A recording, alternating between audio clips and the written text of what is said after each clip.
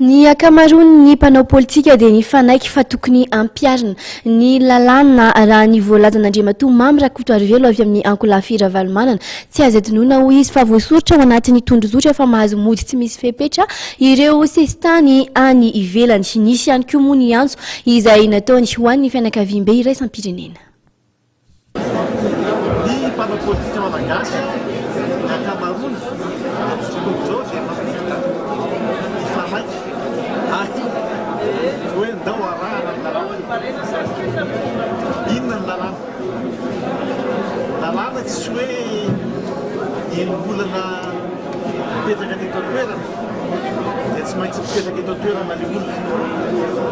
Fa ny lalàna dia misy ihany koa ny tondrozotra izay milaza hoe ao amin'ny arety faharoapolo milaza hoe mahazo mody tsy misy fepetra ireo sesitany politika. Iza ny tsy nampiatra ny lalàna?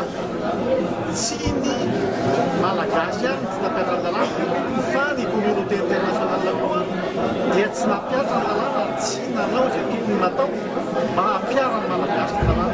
Misy ny didy iraisam-pirenena anaty traité internationaux izay zona Madagasikara hoentina mazava tsara hoe zoan'ny malagasy ny manday an-tanana ny fitantanana ny firenena, zoan'ny vahoaka malagasy ny fidy izay tiany fidiana filoham-pirenena azoan'ny malagasy ihany koa milatsaka hoe fidiana filoham-pirenena na amin'ny fidianana afa-masakafo.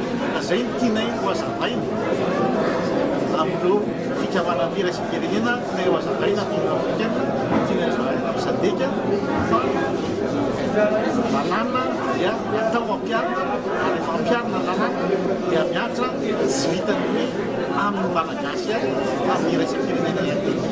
Raha tena mahano izay fikambanana iraisam-pirenena maheritreritra ny vaky Madagasikara fa raha sanatsikitra tsy tanteraka amin'ny tito amin'ny tito fidianana filoham-pirenena sy fidianana solombavam-bahoaka dia asa inona ny azo amin'ny firenena.